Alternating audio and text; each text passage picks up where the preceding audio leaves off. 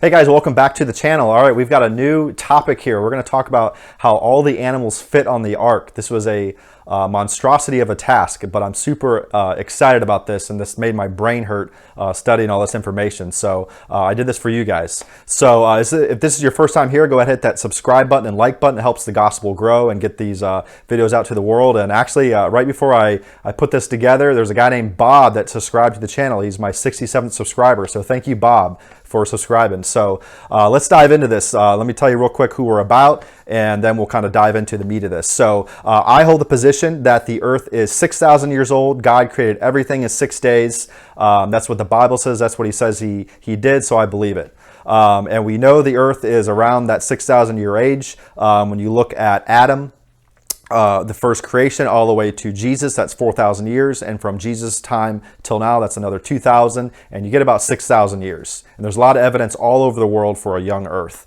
The second position I hold is that evolution is the most dangerous religion in the world, and I think it should be completely taken out of schools. It's a religion, and it doesn't belong there. It's not science. Science is supposed to be observable and experimental. This is the tree of life that you see through tons of textbooks saying that we had potentially evolved from rocks or sponges. If you want to believe that, you go right ahead. If you believe you evolved from a rock, I'm here to help you, and keep watching my videos, and eventually we're going to convert you over. So let's jump into this. So in order to figure out how all the animals fit on the ark, we have to figure out how large it is. And thankfully, God tells us in the book of Genesis, tells Noah, hey, this is how big the ark is. So let's start with the very first book of the Bible, Genesis. So this will be Genesis 6:15. And these are the dimensions. So here's what it says. And this is the fashion which thou shalt make it of. The length of the ark shall be 300 cubits. So a cubit is the length of your elbow to your fingertip. And then the breadth of it, 50 cubits. So that's the width. And the height of it, 30 cubits. When you do these measurements, the average cubit is about 18 to 22 inches. Noah lived to be, I believe, over 600 years old, so it was probably bigger. But for this example, we're going to use 20 inches. So I did 300 times 20 divided by 12, and that's where you get the feet. I did all the math. You can do it yourself. So the ark was about 500 feet long. So this is a big boat, about 83 feet wide and 50 feet high. And the ark could contain the equivalent of 450 semi-trailers. So obviously that's a picture of one, and you can see this was a massive boat. So what was interesting, I was looking at some articles, and there were some scientists from Business Insider. They did all this research and studies of the dimensions, and they said that Noah's Ark would have floated with 70,000 animals if it was built by the dimensions in the Bible. Interesting. There's a couple other snippets here. You can look at it, but it says Noah's Ark would have floated even with 2 of every animal in the world packed inside, scientists have calculated. And using the dimensions, the Archimedes principle of buoyancy, and approximate animal weight. I think that's supposed to be weight. I think that's a discrepancy on their end. When I copied this over, I think it's a mistype. But it should be the animal weight. They were astonished to find out that the ark would have floated. Interesting. And what I thought was really cool is the proportions that were used in the ark. These are the exact proportions that are used in modern ships. It says here, scientific study endorses seaworthiness of ark, that the portions of ark were found to carefully balance the conflicting demands of stability, comfort, and strength. So this built was for maximum strength, maximum comfort, and maximum stability. And you can see there, you get a perfect balance. Pretty cool. See, God knew what he was doing when he told Noah to build this ark. And here's some research from another guy. He has a PhD from the University of Michigan. It says Noah's Ark was the focus of a major 1993 scientific study headed by Dr. Seon Hong at the World-Class Ship Research Center, CRISO, based in Daejeon, South Korea. I might have those pronunciations mixed up, but I did the best I could. Dr. Hong's team compared 12 hulls of different proportions to discover which design was most practical. No hull shape was found to significantly outperform the 4,300-year-old biblical design. In fact, the ark's careful balance is easily lost if the proportions are modified, rendering the vessel either unstable, prone to fracture, or dangerously uncomfortable. The research team found that the proportions of Noah's Ark carefully balanced the conflicting demands of stability resistance to capsizing, comfort, seakeeping, and strength. In fact, the ark was the same proportions as modern-day cargo ships. The study also confirmed that the ark could have handled waves as high as 100 feet. So if you have a massive worldwide flood, you're going to have some big waves. So God had to make sure this boat could withstand the waves. So we don't know how big those waves are, but it's just interesting that this is a big boat and it was very well made. It could counteract these very large waves. Dr. Hong is now Director General of the facility and claims life came from the sea. Obviously not the words of a creationist on a mission to promote the worldwide flood. Endorsing the seaworthiness of Noah's Ark obviously did not damage Dr. Hong's credibility. That is interesting. I think a lot of these guys, evolutionists, I don't think they even believe what they do. A lot of these companies just get these government grants, all this stuff. So I feel like they're just kind of pigeonholed into their jobs and they don't want to lose it. So when something like this comes along that conflicts their interests, that's why they usually turn it down, because they don't want to jeopardize their job. So a lot of times that happens. They get fired. They believe this stuff. But in this case, this guy was safe. Pretty cool. So let's talk about the animals, and we're going to dissect this word kind. It says all throughout Genesis and a few other places in the Bible, what is a kind? It says to bring forth after their kind, when Noah was to bring them into the ark. So Genesis 6:19 says, and of every living thing of all flesh, 2 of every sort shalt thou bring into the ark. To keep them alive with thee, they shall be male and female. Of fowls after their kind, and of cattle after their kind, of every creeping thing of the earth after his kind, 2 of every sort shall come unto thee to keep them alive. Genesis 7:1. And the Lord said unto Noah, come thou and all thy house into the ark, for thee I have seen righteous before me in this generation. Of every clean beast thou shalt take to thee by 7s, the male and his female, and of beasts that are not clean by 2. So certain animals he brought 2, and some of them he brought 7. The theory is why 7s is it was a sacrifice, the 7th one, and then you had the other animals to breed and populate. That's just one theory. And of the beasts that are not clean by 2, the male and female. Genesis 7:3, of fowls, also of the air by 7. So fowl is just another word for bird, the male and the female, to keep seed alive upon the face of the earth. For yet 7 days, and I will cause it to rain upon the earth for 40 days and 40 nights. And every living substance that I have made will I destroy from the face of the earth. So I want to throw in a couple pictures here. These are very big misrepresentations.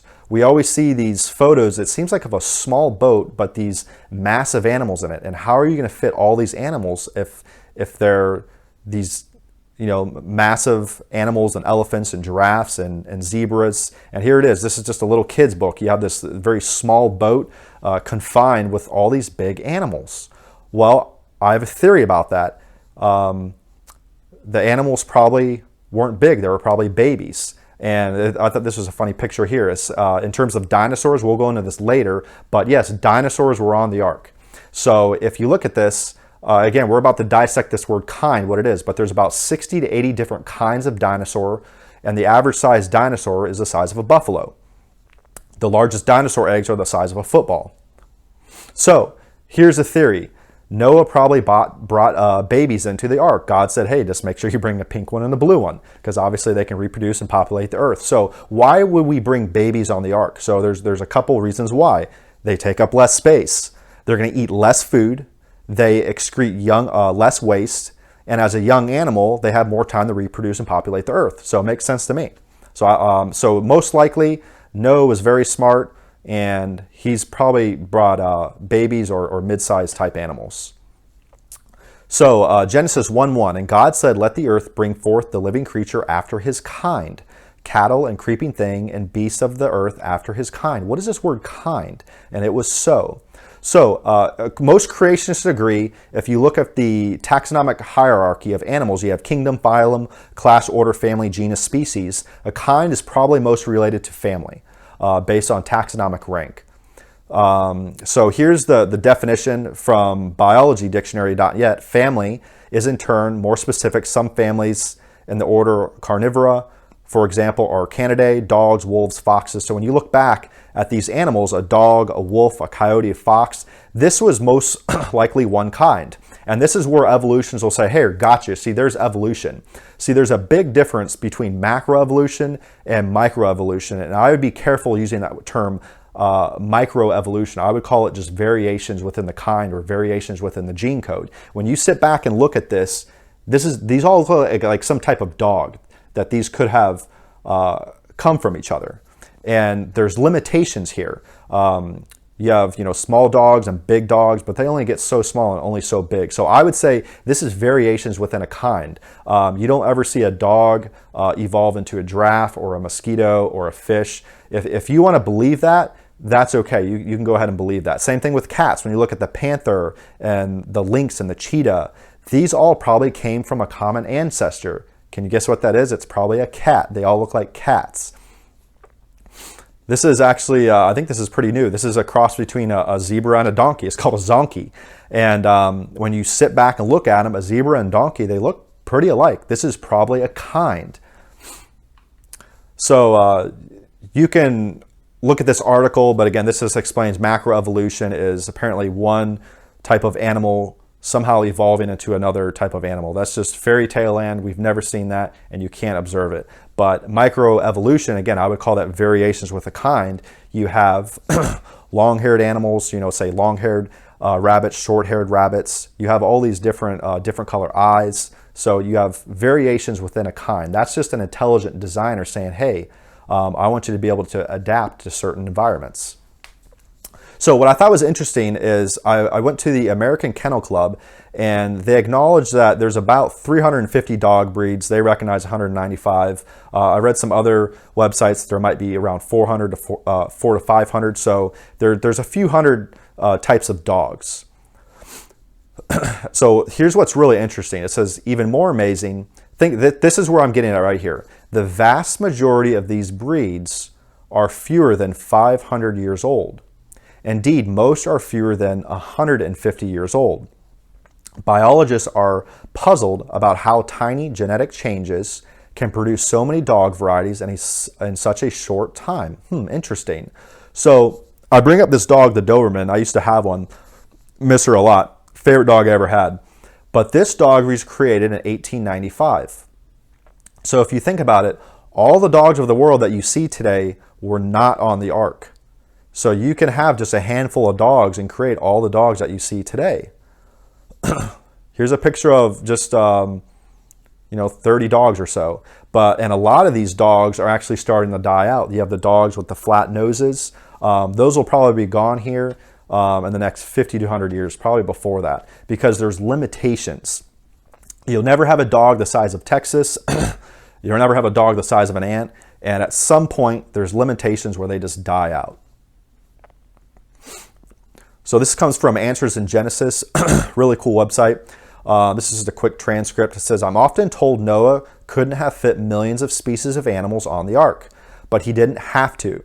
You see, Noah was commanded to take 2 of every kind of land-dwelling, air-breathing animal on the ark with him, and 7 pairs of some, so no fish, obviously, and probably no insects. And the word kind is important. Kind is about the level of family.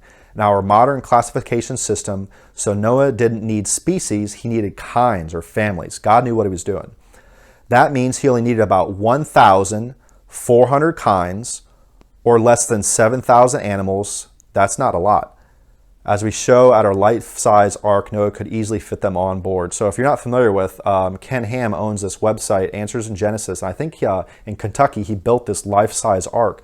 So he's got tons of animals and different research done. So a lot of creationists would agree that you probably had less than 10,000 animals, maybe a little bit more, a little less, and all those could very easily fit on Noah's ark.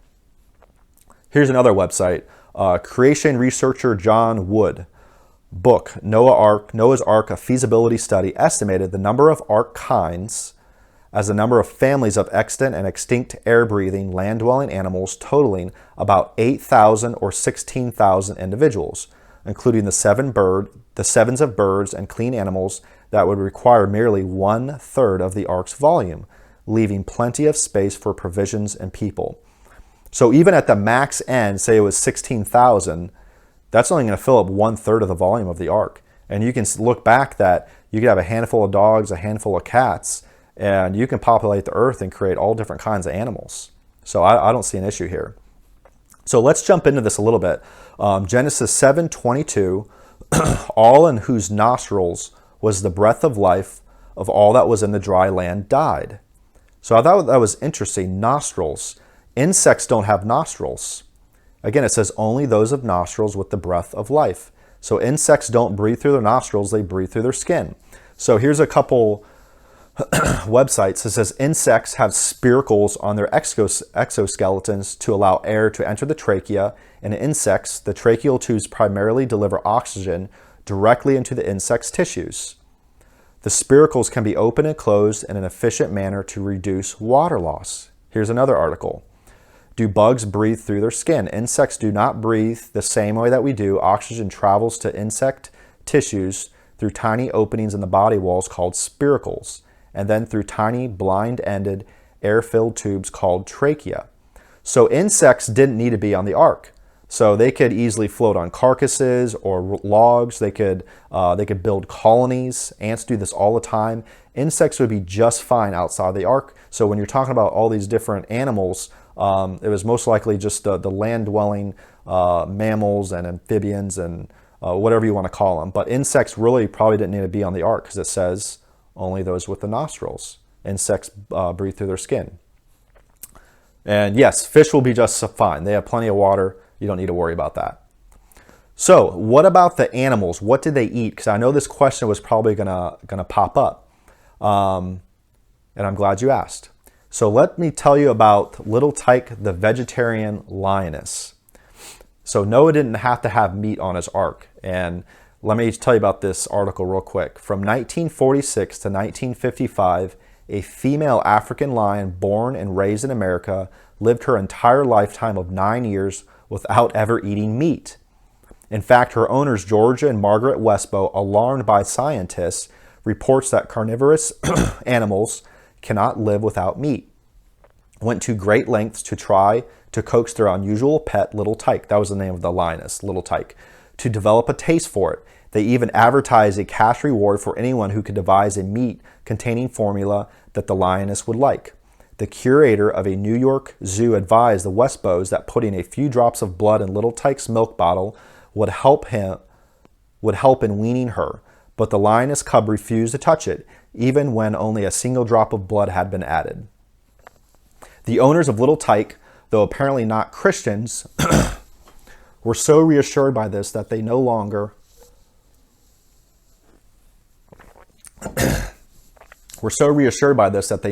worried about her refusal to eat meat and turned her attention instead to refining her vegetarian diet further, learning of new grains to add to the lioness's food. These numerous grains were ground and stirred together while in the dry state, then cooked and mixed with milk and eggs. The lioness was fed this mixture each morning and evening, and sometimes at midday as well. To condition her teeth and gums, as she steadfastly refused all offers of bones to gnaw, Little Tyke was given heavy rubber boots to chew on, which generally lasted about 3 weeks. The lioness not only survived on this diet, she thrived. One of America's most able zoo curators apparently said that the lioness was the best of her species he had ever viewed. So, based on this article, big cats and carnivores, they could definitely live on vegetables. And in this case, it says they added milk and eggs. And, I guess if you had milk or, eggs or other types of produce like that on the ark, they could eat that. But I don't see a problem with them being able to eat certain vegetables. And take thou unto thee of all food that is eaten, and thou shalt gather it to thee, and it shall be food for thee and for them. So that's Genesis 6:21. God's just telling Noah, hey, make sure you bring enough food for yourself and them. And as you remember that article before, a third of the ark could be filled with all the animals. So you have the rest of the ark to store provisions and food and your family over there. It won't be an issue. So there's one more section I wanted to cover here. I just wanted to talk about water real quick. Where did the water come from? And I thought this was interesting, and there's a theory here. So too, if it rained 40 days and 40 nights, Noah could collect the water through some type of structure, a bucket or something, whatever they had back then. But the other theory is that the oceans were less salty and that you could actually drink the water from the ocean. And I'm going to prove it here. And you can read this article for yourself. It says, there are many other salts in the ocean besides table salt, which is composed of equal amounts of chlorine and sodium atoms. These solid crystals can be dissolved by water, which separates the elements from one another into individual charged atoms called ions. Researching the historically possible values as well as present processes of both output and input of sodium gives us insight into the ocean's history. Leached sodium ions from weathered minerals is carried to the oceans from rivers and other sources. It has been reliably estimated that 457 million tons of sodium is added to the oceans annually by river drainage. Sodium also leaves the ocean via salt spray and ion exchange in a measured amount. If these rates were consistent throughout the past, a proposition that must be assumed, then salt accumulation can become a kind of clock used to measure the ocean's age. We know how fast salt enters and how fast it leaves. It is apparent that the oceans have not yet reached equilibrium. Instead, they keep getting saltier every year. So 4,500 years ago, the oceans were probably significantly less salty. You can take some fish that have lived in salt water. I didn't have time to throw it in here, but you can slowly transition them to the fresh water. So it could be less salty back then, and then they slowly just transition to what the oceans are, much more salty. So last few points here. Based on all that information, all the animals could have easily fit on the ark, plus some. There was plenty of room for extra food. You could definitely house or group some of the animals together. And again, the water, the oceans were less salty, so they could have drank the water if they wanted to. And if it rained for 40 days, Noah could also collect the water as well. So that's it. I want to throw in this last scripture here. If you're an atheist and you had some doubts, I hope this maybe helped you a little bit, or if you're a Christian and you weren't able to kind of identify or explain this, I hope this helps a little bit. In the future, I definitely want to add to this. This is a little bit of a longer video, but I think in the future we're going to keep adding to this. So let's jump to the New Testament real quick. If you're not a Christian, Romans 10:9-10 is something you should definitely read. Says that if thou shalt confess with thy mouth the Lord Jesus and shalt believe in thine heart that God hath raised him from the dead, thou shalt be saved. For with the heart man believeth unto righteousness, and with the mouth confession is made unto salvation. So you just say, hey, Jesus, I'm a sinner. I believe you died for my sins. You rose again 3 days later. Please come into life, help me, and I want to get to know you. And if you said that prayer, you don't need me to do it. You don't need someone else to do it. It's very simple. You can say it in your home. And I would recommend getting a King James Bible and start with the book of John. That's one of the 4 main gospels. It gets you from the birth of Jesus all the way to the end. And it's a great place to start. So again, if this is your first time here or second or third time, go ahead and hit that subscribe button and like button. And it really helps this channel grow. It's the best thing you can do to support this channel. So that's it. I'll see you guys next time.